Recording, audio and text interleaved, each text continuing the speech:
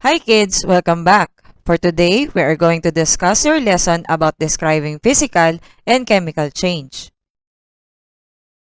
For our most essential learning competency, investigate changes that happen in materials under the following conditions. Number 1, presence or lack of oxygen, and number 2, application of heat. For today's objective, describe physical and chemical change operationally.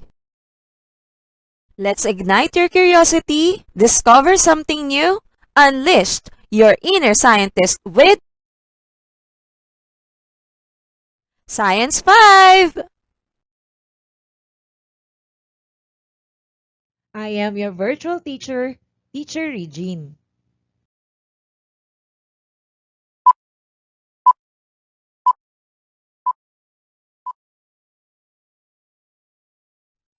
From our previous lessons, we were able to classify different materials that can be found in the environment.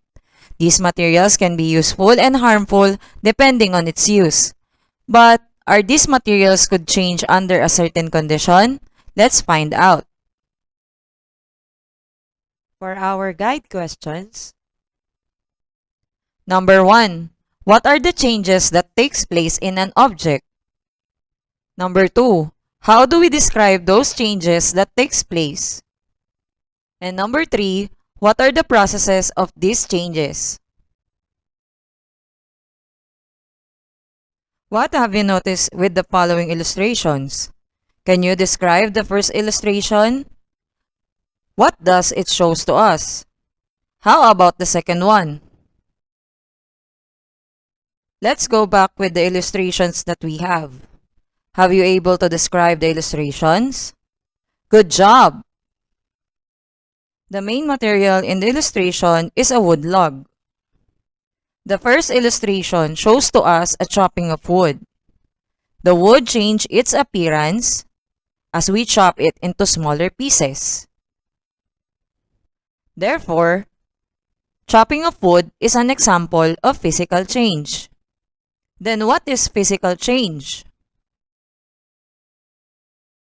Physical change. It takes place when an object changes only its space or state, either solid, liquid, or gas, structure size, shape, width, length, and height. For physical change, no new product is formed. Chopping a piece of wood only changes its size and shape.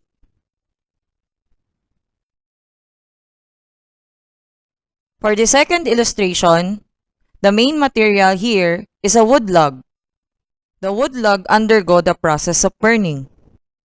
With the continuous combustion of heat and presence of oxygen on the burning wood, the wood will soon turn into ashes. This results to the formation of new substances. If a material transforms into new one, therefore, it is an example of chemical change. Chemical change. It only takes place when a new substance or material is formed. This could be possible if the material is exposed to heat. In the case of wood, the wood is burned, forming a coal or ashes.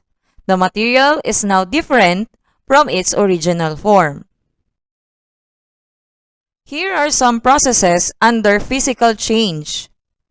We have cutting, grinding, breaking, pounding, powdering, stretching, shredding, and folding.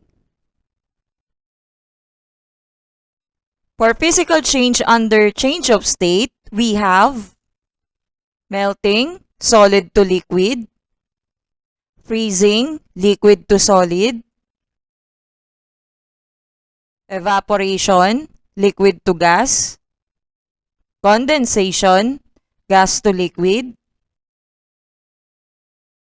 sublimation, solid to gas, and deposition, gas to solid. How about you? Can you give some processes Under physical change, for the processes of chemical change, we have cooking, heating, burning, rotting, rusting, baking, chemical reaction, decomposition, digestion, and photosynthesis. Did you learn something new in our today's lesson? Good job! I'm so happy to hear that. See you again in our next lesson. This is your virtual teacher, Teacher Regine. See you again in our next one. Bye!